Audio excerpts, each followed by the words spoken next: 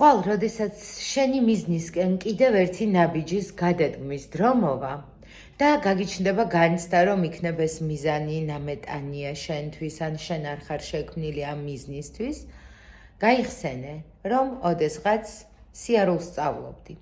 ალბათ თვითონ პროცესი არ გახსოვს, იმიტომ რომ იმ ასაკის მოგონებები ძალიან ღრმა ქვეცნობიერში არის შენახული, მაგრამ ეს პროცესი ყველა ბავშვისთვის მეტნაკლებად ერთნაირია.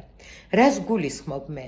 მე იმას გულისხმობ, რომ პატარა ბავშვის ტერფები არ არის შექმნილი სიარულისთვის და არიან საკმაოდ სუსტი იმისთვის, რომ სხეულის წონა დაიჭირონ.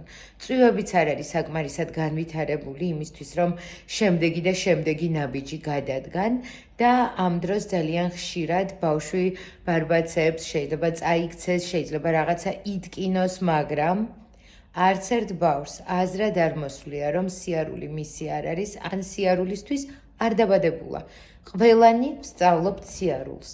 შესაბამისად, შენ ასევე შენი მიზნისკენ მიმავალ გზაზე შეიძლება წაბარბაცდე, შეიძლება წაიქცე, შეიძლება საკმარისი ძალა ვერ იგრძნო, მაგრამ გახსოვდეს. გააგრძელე გზა და ძალიან მალე იგრძნობ შედეგს.